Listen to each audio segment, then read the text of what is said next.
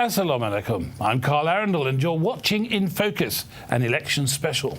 My guest today is Amna Ahmed, the Liberal Democrat prospective parliamentary candidate for Sutton Cheam. Now, Amna is listed on the Liberal Democrat website as a Shadow Secretary for Refugees, as a committed campaigner who works hard to represent the people of Sutton, Cheam and Worcester Park. It also says she was inspired to join the Liberal Democrat Party by Charles Kennedy in his opposition to the Iraq War. Locally, it says she fights against government cuts and to council services and to increase the school choice for local parents. And nationally, that she's working with healthcare experts to find a sensible approach to NHS funding. Amna was born in Pakistan, is bilingual and says she values the diversity of experience and cultures that our communities bring to London and to our country. Amna defied the limitations of her upbringing in a violent house in one of London's poorest boroughs, Lewisham, to win a place at one of the UK's most prestigious universities, Oxford, where she graduated with a BA in Modern History and Politics and an MA in Arts in 2006. Assalamu alaikum and welcome to In Focus, Amna. Walaikum salam, Carl, and thank you so much for having me on.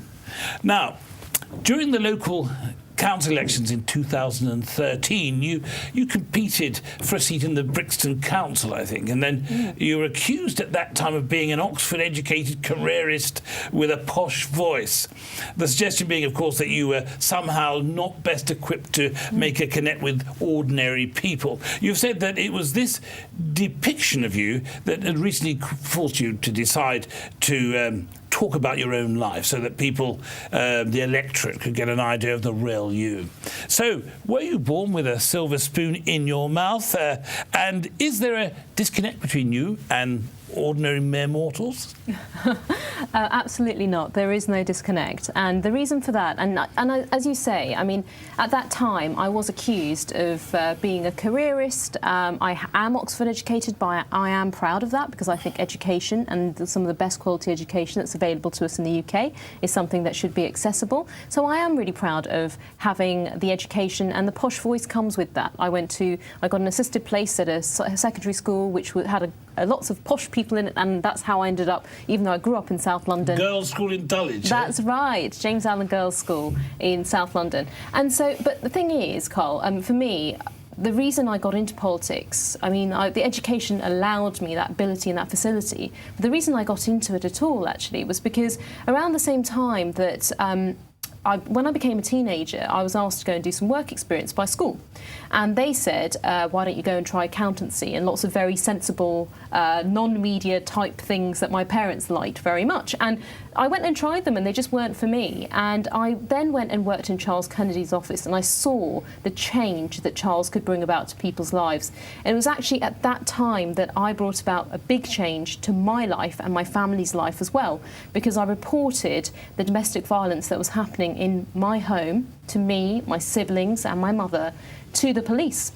And that was a very, very big step, and a big step in our community as well. Not just for my family, but also within the UK. There is a lot of stigma around domestic violence. And I grew up in that kind of household where there was abuse and fear. There was a huge amount of fear. And that fear, I think, really stifles individual liberty. And for me, that's the driver for me to get involved in politics, because I was able to make a change. It was really difficult, and it went over many years through the police, through social workers, but I also have a feel and an understanding of how the system works as well. So it's that drive and ambition that really is what I want to bring to politics.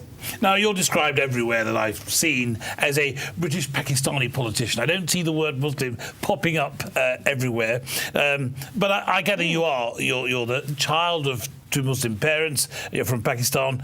How important do you regard the need for respecting people of faith groups in our society?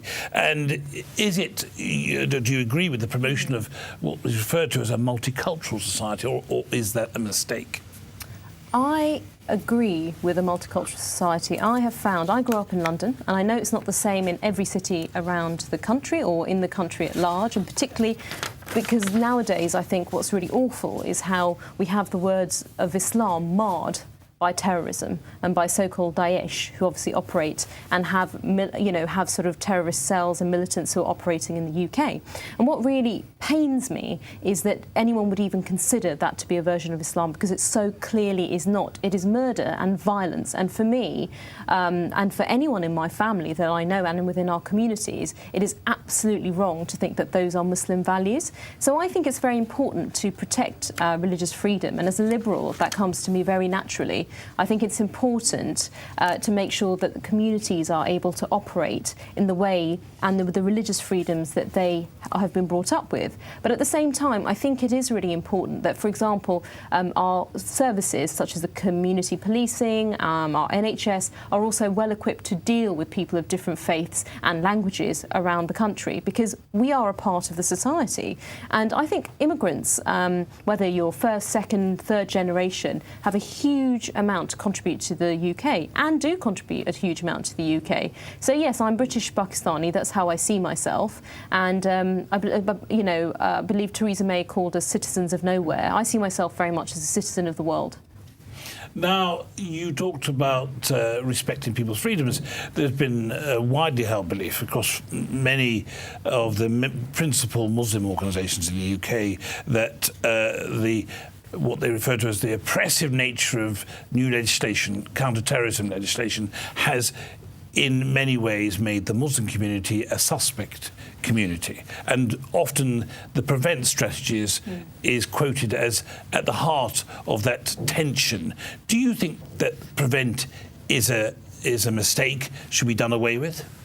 I think the thinking behind prevent was good, but I think the implementation of prevent has really caused many Muslim communities, as you say, to feel like they are under suspicion. And that does nothing for community relations, and I think it doesn't do anything actually to integrate our communities and also to make sure that we're living in a prosperous and fair society where we're all moving forward. So the Liberal Democrat view on that is actually that we would get rid of prevent, but we have a new strategy called engage, and I appreciate that it's badging, but the idea behind it is that you are working much more closely with community leaders. So you are working with those community leaders, and the community leaders are the ones who take the bigger role. So it's not a case of the police imposing or people feeling like there are moles within their own community who are spying on them. But also we need to have kind of cultural sensitivities around that as well. It's incredibly important. Now, we have to have something, right? We have to have something because there is a problem. It is very, very, very small minority of so-called Muslims who are perpetrating violent crimes. But we as a Muslim community and a peace-loving Muslim community need to work together with the wider British society, of which many of us are a daily part. We work here, we live here, we use the roads, we pay the council tax rates. So, we are a part of this community and we must make sure that that continues. So engage, I think, is a better way forward. Also, one of my key things, and I stood for the London Assembly as well last year for Sutton and Croydon, and I did a lot on sort of anti-knife crime, but also thinking about community policing in particular, because I think they have a huge role to play. And unfortunately, in the past 2 years, community policing has been slashed and burnt in terms of budgets. So do you agree with Jeremy Corbyn's assessment that we're desperately short on police and we need 10,000 more police? Where does Lib Dems stand on that issue? I'm afraid I can't comment on the Labour manifesto, just because I don't know it is in detail. Yes. But my view, I think we're pretty aligned on the view that we need more, we need more community police. Okay, I'll give you a chance to clear that frog from your throat. Now, can I move on to the whole issue of sort of ethnic and gender makeup of political parties? Yeah.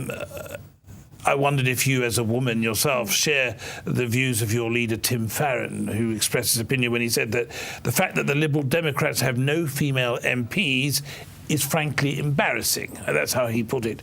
Do you think the Liberal Democrats are doing enough to represent properly and reflect the diversity of the society we live in? We have done a huge amount in the past 5 years, but there is still a lot more to be done. And I think Tim Farron was absolutely right that it was embarrassing.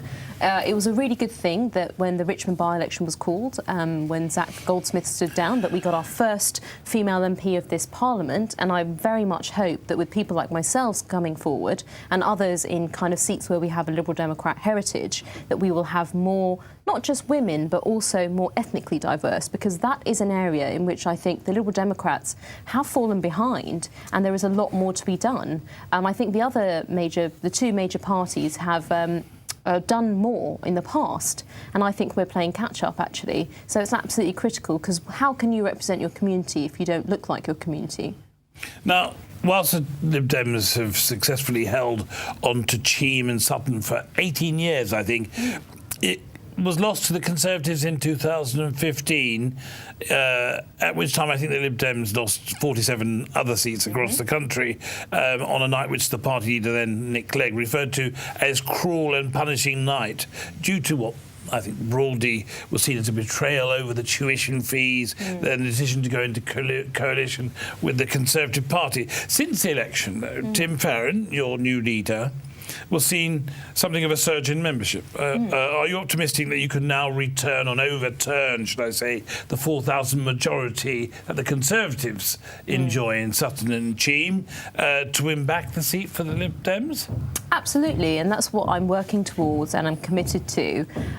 Because unfortunately, what we have found in our area is that the thing is, there are no safe Liberal Democrat seats, unlike the Conservative and the Labour Party, who enjoy, which I think is a bit of an abuse of our political system, this opportunity to stay whoever it is. It doesn't matter whether that person is hardworking or not. I think Liberal Democrats have a real record of being very hardworking. And that's what I hear about the former Lib Dem MP, and that's what people want again, because they feel that there's a real lack at the moment. Now, there's nothing personal against the other person, but I do think that when you've had a Liberal Democrat MP, you really notice when you don't have one, because they're coming round, they're knocking on your door, they're asking you what you think about the National Health Service, what you think about school cuts, but also what you think about the roads, what can we do. We're real campaigners. We are about local issues. And for me, if I were to have the privilege of being the MP there, it's about making sure that the impact of the economic uncertainty that we have potentially in the next few years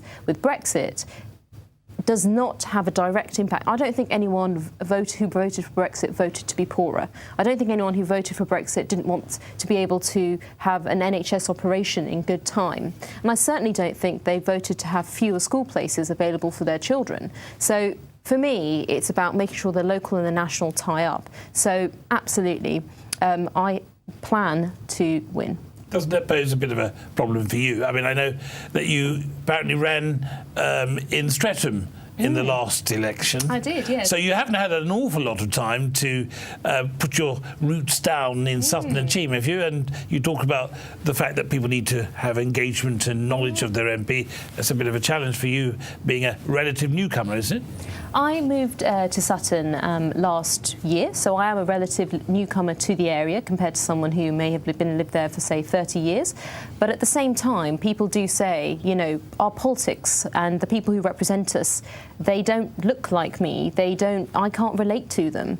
And so I'm offering a different kind of proposition. I'm offering a fresh face and new ideas. And I'm settled in Sutton. I live there with my fiancé. And also I grew up in South London. So for most people who don't think about constituencies, because if you're normal, you don't. You go from A to B, where your auntie lives or where your granny lives. I haven't come from very far away. So to all intents and purposes, you're a local. That's how I feel, yes. Now, you mentioned about Brexit. You said people didn't vote for Brexit. You've said that Jeremy Corbyn failed his Labour Party supporters by not working hard enough to keep Britain in the EU. And that the Liberal Democrats, you said, are the only party with a meaningful proposal to give British people a final say in a referendum on whether to accept a deal or to remain in the EU. Is a referendum still a realistic proposal? Do you think that there will be much support for this now? Absolutely. I mean, we voted as a country. I mean, I campaigned to remain in the EU, and I think that's the case for lots and lots of Liberal Democrats. And as a party, as you say, we are saying that we need to have a final say on the deal.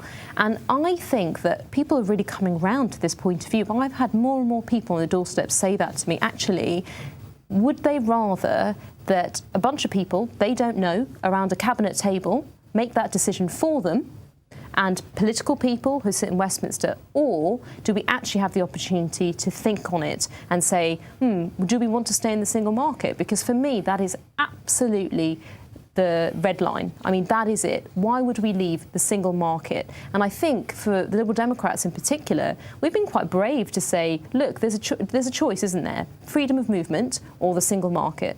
And we are the only political party to say that the single market is more important. Our economic prosperity for small, medium and large businesses is more important because immigration as a whole brings a net benefit to our economy. Now, I'd like to move on to the NHS. I know this is a topic that's close to your heart. Now, Tim Farron, your leader, has said, and I quote him, Theresa May doesn't care about the NHS or social care. People are lying on trolleys in hospital corridors and she has done nothing. The truth is you can't have a strong NHS with a hard Brexit. So he's mixing the two. Now, I understand that you have been outspoken about the lack of funding for mental health services in particular, especially victims of abuse. Now, I think we saw or listened to the reasons why you have particular interest earlier on. Is the Lib Dems manifesto pledge to introduce a penny in the pound, a rise on all income tax bands and on dividends, estimated to raise about 6 billion a year? What you call, I think, a sensible approach to funding the NHS, enough to put the NHS back on track? Bearing in mind, of course, that the Conservatives have pledged to spend about 8 billion and Labour 30 billion on the NHS. So the Liberal Democrat pledge is that 6 billion on top of what is already promised. So it's an extra penny on the pound on income tax. And I have found when I speak to people, and there was a poll done on this actually, everyone polled, 70% said that they would support a penny on the pound on income tax if they felt it was going to the NHS and to social care. Because at the moment, I think people aren't sure where their money is going and maybe they don't agree with it. But almost all of us will need to use the NHS at some point. So it's about making sure that we have the nurses and the doctors who are paid properly. And there's another reason not to leave the EU, because even in my area, St Helier Hospital has hundreds of doctors and nurses who have come from the EU to work in this country. So if we don't guarantee their rights, it will actually have a direct impact on our NHS. And I think these things are very interlinked, and we need to not just kind of get rid of one thing and then worry 10 years down the line that, unfortunately, I couldn't get my knee operation, but why has that happened? You know, I think we must think about the relationship there. Now, just in terms of how much money is actually being committed from our perspective, now, I know that the Labour Party, for example, has committed more money, and in Sutton Cheam, I'm afraid, due to our quite broken political parliamentary system where not everybody's vote counts, the Labour Party have never won there. It's between myself and the Conservatives, and it always has been. But unfortunately, from what the IFS, which is the independent think tank, who always come up with they do all the kind of, I'm sure many of your viewers already know this, but the budget analysis, for example, they have said that they've looked at the Conservative and the Labour manifesto, and neither has been very honest with the public as to how those things will be funded. And the Conservative manifesto looks at a smaller state, which is a good thing, but it doesn't explain how we're going to have no impact on the NHS and school cuts. And the IFS say that's going to happen. The Labour Party manifesto, unfortunately, they say that there's a lot of commitment to funding. So, for example, all sorts of things you've mentioned around the NHS. But unfortunately, they haven't said exactly how it will be funded. And the attempts to show how it will be funded, such as corporation tax rises and tax rises, they say will be only for the highest earners, which many people think is fair. But actually, what the IFS says is, firstly, they've grossly overestimated how much they'll get back through tax avoidance. And secondly, that it will hit all of our pockets. So the fact that the Labour Party have said, and look, again, it's nothing personal, but I think the Liberal Democrats offer a really solid view, which is realistic, honest with people, but also provides a pragmatic solution to what we have in the NHS today.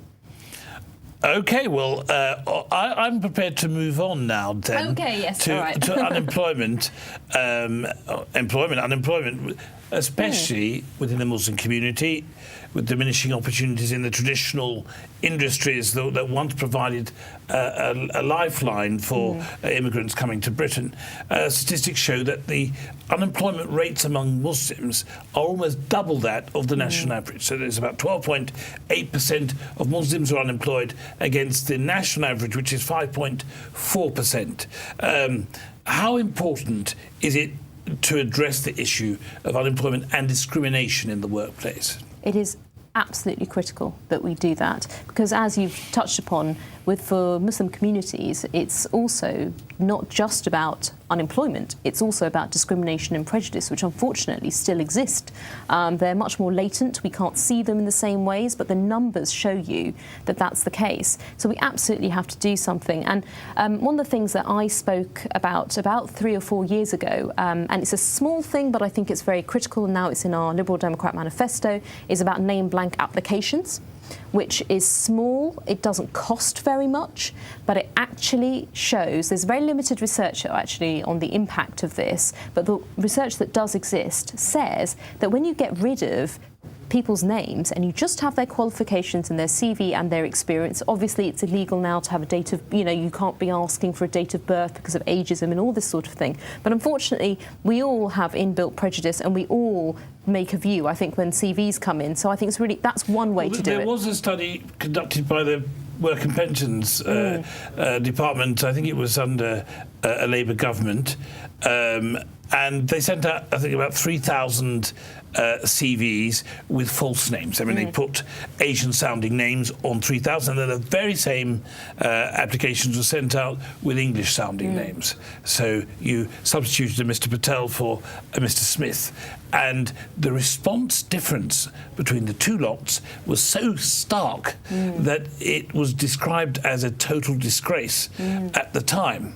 I think it was like you were 10 times more likely to get an offer for an interview if your name wasn't I agree with you. That is an absolute disgrace. So I suppose the underlying principle fits in with your plan. So you're looking for a sort of positive way of, not so controversially, moving that out of the field. And one other thing on this as well is I do believe there's also, so even if you are in work, studies have found that there's an in-work pay gap, an ethnicity pay gap.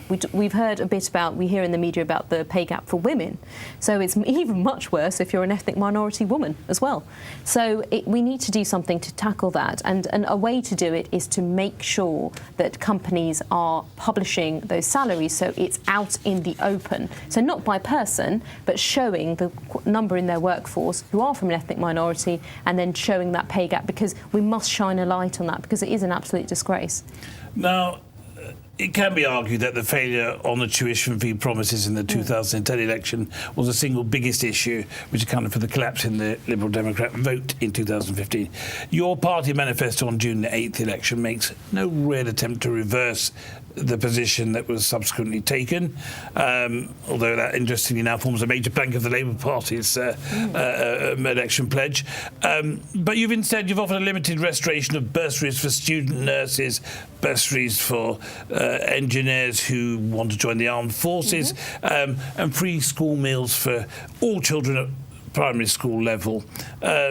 Overall, your education budget is £7 billion, and that compares to the Conservative pledge of only an extra £4 billion, and the Labour pledge of £25 billion into education. Obviously, they're factoring in this big change in tuition fees. Is the Liberal Democrat Party doing enough on education? I think we are, from a very early age. I agree. You've mentioned tuition fees a couple of times, and I think you're right to. I think it was a huge problem in terms of trust for the Liberal Democrats, and I think we were punished for it at the polls.